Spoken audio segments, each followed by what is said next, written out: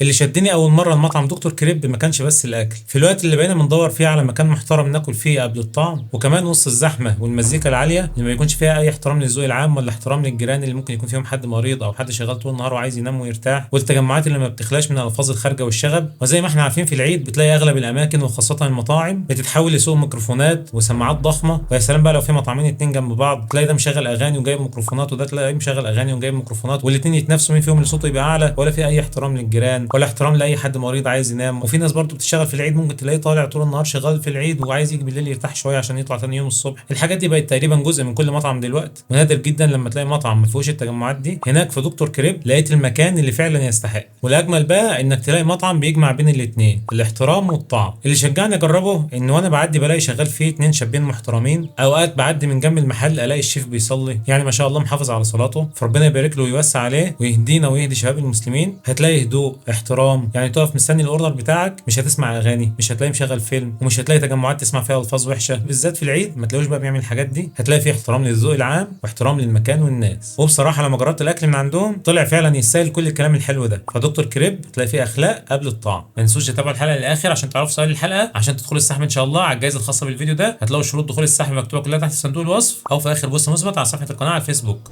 صل على محمد صل على محمد صل على محمد صل على محمد صل على محمد صل على محمد. السلام عليكم ورحمه الله وبركاته، ازيكم يا جماعه عاملين ايه؟ اهلا وسهلا بيكم في فيديو جديد مع رشيد. صلوا على النبي، اللهم صل وسلم وزد وبارك على سيدنا محمد وعلى اله وصحبه اجمعين، وإلى اخواتنا في ارض العزه وفي سوريا وفي السودان وفي كل مكان، والعباد جميع موتى المسلمين برحمه ومغفره، وادعوا ربنا يفك الحصار عن اخواتنا في ارض العزه. في البدايه معلش لو صوتي مبحوح شويه، عندي دور برد كده وبقاله كام يوم مش عايز يروح وعايز اصور عشان ما اتاخرش عليكم تاني. فالمنيو زي ما انتم شايفين عندهم بيتزات وكريبات وسندوتشات ووجبات، فانا جبت من كل حاجه زي ما بيقولوا كده، من كل بستان ايه ورده. زي ما انتم شايفين جبت من عندهم ايه شويه حبشتكنات كده، وعندهم مكرونات، مش عارف بقى انا قلتها في الاول ولا لا. عندهم الكيس بتاعهم يبقى العنوان والحاجات الحبشتكنات بتاعتهم، ده الشعار بتاعهم عشان تبقوا عارفينه. فالمهم انا جبت من هناك ايه بقى، اللهم صل وسلم وزد وبارك على سيدنا محمد وعلى اله وصحبه اجمعين. جبت من عندهم من البيتزات جبت بيتزايه، ومن الكريب جبت اتنين، جبت واحد حلو وواحد حادق، ومن المكرونات جبت مكرونه نجريسكو فراخ، وجبت وجبه الستريبس والكفته. المقبلات ستريبس على بطاطس على جبنه شيدر، اسعار كلها الحاجات كلها 495 جنيه، يعني حوالي 500 جنيه. الصراحه مش فاكر سعر كل حاجه، فانا في المونتاج ان شاء الله بحط لكم سعر كل حاجه قدامكم. فهنجرب اول حاجه البيتزا عشان ما تبردش. دي علبه البيتزا اللي بتيجي، وحاطط هنا بتوعتين بس برده كده، الغطا تقريبا شكله نزل في التوصيل بقى، خير يعني مش مشكله. زي ما انتم شايفين كده شكل البيتزا، بس ما شاء الله شكلها جميل. جايبه نص فراخ رانش ونص لحوم تكساس، ممكن منه في التوصيل تقريبا الحاجه كانت فوقها، والحاجه لما كانت فوقها ايه نزلت عليها فبطلتها شويه، بس مش مشكله. زي ما انتم شايفين بس ما شاء الله شكلها حلو لسه جميل. ونجيب الطبق بتاعنا وناخد حته من النص ده وحته من النص ده، ناخد واحده من اللي هي لحمه تكساس. بسم الله. دي بيتزا وسط 115 او 118 والله ما فاكر، المهم هتلاقوا السعر قدامكم. خدنا قطعه من التكساس، ناخد بقى قطعه من الرانش، ناخدها بقى نسخنها وندوق، عشان طبعا البيتزا لازم تتاكل وهي ايه سخنه، لو كانها وهي بارده يبقى احنا كده نظلمها. وسخنا البيتزا زي ما انتم شايفين كده شكلها، بس ما شاء الله شكلها حلو وجميل. دوق كده اول حاجه اللي هي ايه تكساس، شكل البيتزا كده من قريب. دوق بقى كده بسم الله. طعمها حلو وجميل. عجينه البيتزا بتاعتهم زي ما انتم شايفين، البيتزا اللي هي ايه بتبقى تخينه حاجه بسيطه، ما هيش تخينه قوي ولا هي رفيعه قوي. بسم الله. بصراحه طعمها حلو قوي، فيها طعم بصل جميل وطعم اللحمه نفسها حلو وجميل. وقال لي مكونات التكساس دي ايه، بس بصراحه انا نسيت، بس هي طعمها حلو يعني. فيها صوص كده من فوق زي ما انتم شايفين، الصوصات اللي فوق دي مديها طعم حلو قوي. بسم الله. حلو قوي طعم التكساس بصراحه. طعمها روعه. نجرب بقى الرانش. بصراحه الطعمين دول اول مره اجربهم من عندهم، انا متعود اجيب من هناك على طول البيتزا الستريبس، واول مره بصراحه اجرب اللي هي تشيكن رانش، واول مره اجرب التكساس برده. تكساس بصراحه تفوز، طعمها حلو قوي، من احلى بيتزات اللحوم اللي اكلتها. نجرب بقى الرانش، على صوص الرانش من فوق، وشكل بقى الجبن والصوصات اللي عليها من فوق، شكلها حلو وجميل. بسم الله. اول ما اكلتها كده في صوصات باظت في بوقي مره واحده، بس طعمها حلو. طعم صوص الرانش جميل قوي بصراحه. وفي تحت هنا بقى ايه مش عارف بقى باين عندكم ولا لا، في فلفل وفي خلطه كده تحت صفرة، مش عارف بصراحه ايه دي، انتوا ادرى مني. طعمها حلو قوي يفتح النفس بصراحه، بس التكساس عجبتني احسن منه. الاثنين حلوين قوي وجمال. نخش بعد كده على اللي هي بطاطس مع ستريبس مع شيدر، زي ما انتم شايفين كده شكلها. قطع الستريبس معاها بطاطس عليهم ايه صوص جبنه شيدر. دول كده بطاطس الاول لوحدها، تقريبا دي قطع بطاطس محمره. بسم الله. بطاطس صوابع طعمها حلو، وطعم صوص الجبنه حلو برده. دول كده قطعه الستريبس لوحدها، بسم الله ما شاء الله. زي ما انتم شايفين كده ايه قطعه الستريبس. بسم الله. يعني فيها سنه حريه بس طعمها حلو. عليها من فوق كده كذا قطعه الستريبس، ومن تحت اغلبها بيكون فيها ايه بطاطس. ناخد حته بقى كده ايه فيها قطعتين بطاطس ومعاها قطعه الستريبس. بسم الله. طعمهم حلو وجميل. اظن ناقصهم كاتشب، جبت بقى الكاتشب بتاعي وحطينا عليه كده شويه كاتشب. ناخد برده كده ايه حتتين بطاطس ومعاها بقى ايه قطعه الستريبس كده بالكاتشب. بسم الله. هو الكاتشب اداها طعم بس من غير كاتشب احلى. اول مره اجربها برده من عندهم، عجبني الشيدر بالبطاطس بالستريبس، طعمها حلو قوي وجميل، بسم الله ما شاء الله. نخش بعد كده بقى على المكرونه. دي مكرونه جريسكو فراخ، زي ما انتم شايفين كده المكرونه بتيجي في طبق فيلم ويجي معاها شوكه واثنين كاتشب، زي ما انتم شايفين كده شكل المكرونه من قريب، عليها جبنه موتزاريلا من فوق واخده وش تحميره كده، شكلها حلو. نقول بسم الله. شكلها كده من قريب، بسم الله. بصراحه الشوكه البلاستيك دي ما تنفعش في الاكل خالص، فانا قمت جبت الشوكه الحديد بتاعتي عشان برضه ايه نطلع حته حلوه كده وما نظلمهمش معانا، نطلع حته كده ايه محترمه. ما دي مكرونه جريسكو بالفراخ الستريبس، فيها قطع فراخ حلوه بس صغننه، يعني مثلا ايه بالشكل ده، يعني هي فيها قطع فراخ بس كلها صغننه كده، بسم الله. هي المكرونه طعمها حلو وجميل، بس حاسس كده ايه انها ناقصها شويه صوص صغيرين، لو زودوا الصوص شويه بسيطه تبقى حاجه حلوه، بس هي طعمها حلو يعني. في ناس بقى بتعملها فيها قطع فراخ كبيره، فانا بفضل انها تكون قطع فراخ وسط، يعني هي صغيره ولا كبيره بحيث انها تشبك في الشوكه يعني، بسم الله. فيها سنه حريه كده بس طعمها جميل. نجيب الكاتشب بتاعنا نحط عليها هنا كده ايه شويه كاتشب، بسم الله. نزودها شويه كاتشب كمان، بسم الله.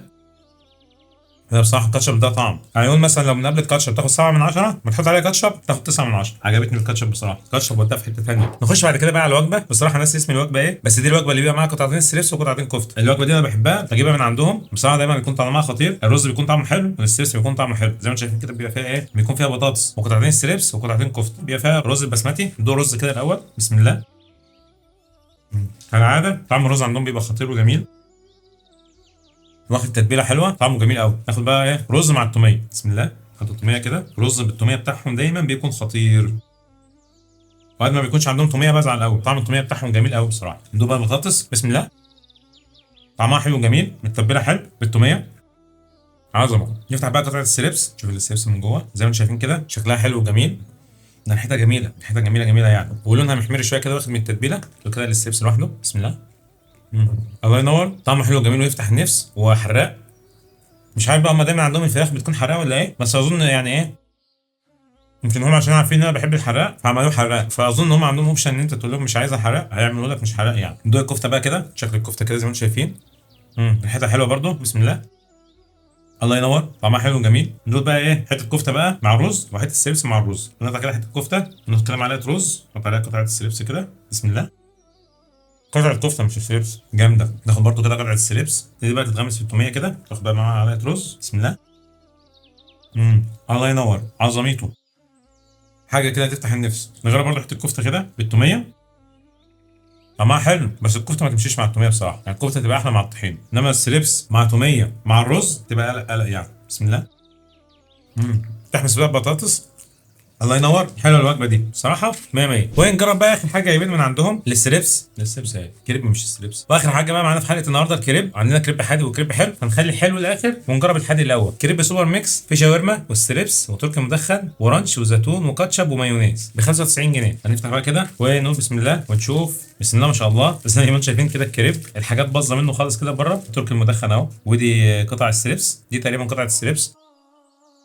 وزي ما انتم شايفين كده برده فيها هنا ايه، فيها خس، اكيد طبعا الشاورما جوه. فندوق كده نقول بسم الله. بسم الله ما شاء الله، يعني واحد من اكبر سندوتشات الكريب اللي مسكتها في ايدي يعني قبل كده. بسم الله ما شاء الله، برده لقمه الكريب شكلها كده واخده تحميصه ولونها غامق شويه حلو، بسم الله. اول ما تحطها في بوقك كده مهرجان صوصات، طعم التركي المدخن حلو وطعم الستريبس حلو، طعم الخس حلو، بصراحه سندوتش جامد بصراحه.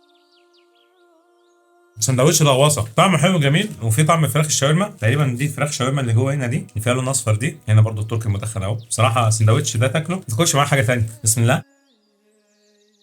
وملاحظ برضو ايه الفراخ بتدوب في البق، ما تاخدش وقت في المضغ، بتدوب بسرعه، طعمه حلو قوي وجميل. ده بقى محتاج واحد يكون ايه ياكله هو لوحده بس ما ياكلش معاه حاجه ثانيه، منه بسم الله ما شاء الله كبير ومليان، طعمه حلو مش وحش، بسم الله ما شاء الله وعجبني و100 100. نخش اخر حاجه بقى على ايه، على كريب النوتيلا. والكريب ده برضه مش موجود في المنيو، بس هم بيطلعوه برضه لما حد بيطلبه بيطلعوه له، زي ما انتم شايفين كده شكل الكريب برضه واخد تحميصه حلوه كده، ودي الشوكولاته بقى النوتيلا اللي جوه. دوق كده بسم الله. طعمها حلو وجميل، تقريبا فيها حلاوه جوه، فيها حاجه بيضه جوه كده، مش عارف ايه الابيض اللي جوه ده، طلعها كده وندوقها، بسم الله. مش عارف اميز ايه الابيض اللي جوه ده بالظبط، بس هو طعمه حلو، تقريبا ممكن تكون شوكولاته بيضه او حلاوه، بسم الله.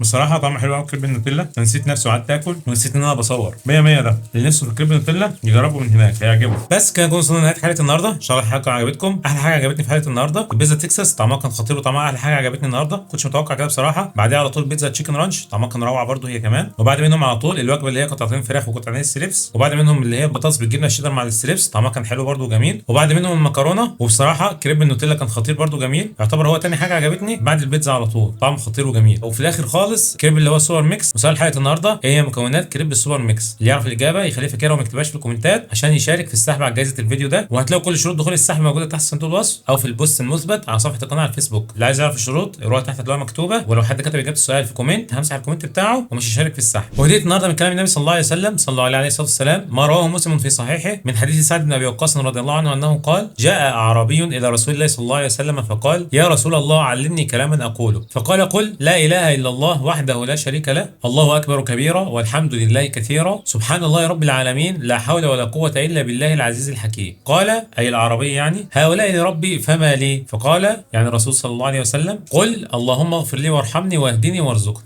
او كما قال صلى الله عليه وسلم. صلى على النبي عليه الصلاه والسلام. في الحديث الشريف بيقول سيدنا سعد بن ابي وقاص رضي الله عنه وارضاه ان هم جالسين مع النبي صلى الله عليه وسلم، جه رجل من الاعراب اللي هم الباديه، الناس اللي بيبقوا ساكنين في الصحراء يعني، فراح للنبي صلى الله عليه وسلم وساله وقال له: علمني كلام اقوله. فالنبي صلى الله عليه وسلم قال له: ابدا بلا اله الا الله وحده لا شريك له، يعني ما فيش حد مستحق للعباده الا الله عز وجل وحده لا شريك له، الله اكبر كبيرا، يعني ربنا عز وجل اكبر واعظم من جميع مخلوقاته سبحانه وتعالى، والحمد لله كثيرا، يعني فيها شكر كثير وعظيم لله عز وجل على نعمه التي لا تعد ولا تحصى. سبحان الله رب العالمين، تنزيه لله عز وجل من كل نقص، فالله سبحانه وتعالى وحده هو الكامل في كل شيء، لا حول ولا قوة إلا بالله العزيز الحكيم، يعني ما فيش حاجة في الكون نقدر نعملها أو نغيرها إلا بإذن ربنا عز وجل وحده وبقوته وحوله سبحانه وتعالى. فالأعرابي قال للنبي صلى الله عليه وسلم: طب الكلام ده لله عز وجل، أنا عايز حاجة لنفسي. فالنبي صلى الله عليه وسلم قال له: قول دول كمان، اللهم اغفر لي، يعني يا رب سامحني واعف عني وامسح ذنوبي، وارحمني، يعني يا رب اجعلني من أهل رحمتك في الدنيا والآخرة، واهدني، يعني يا رب وجهني للطريق الصحيح، وارزقني، يعني يا رب جود عليا بأي خير من عندك، صحة بقى، فلوس حلال، راحة بال، راحة بدن.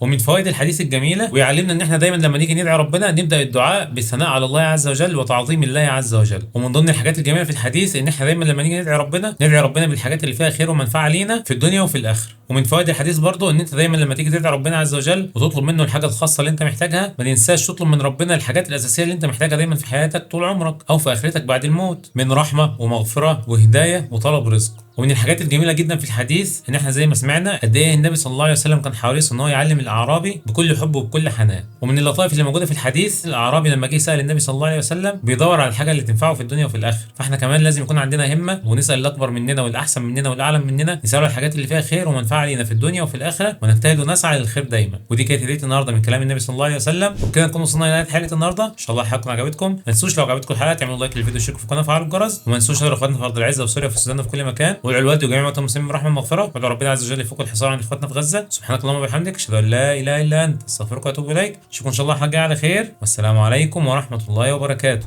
صل على محمد، صل على محمد، صل على محمد، صل على محمد، صل على محمد، صل على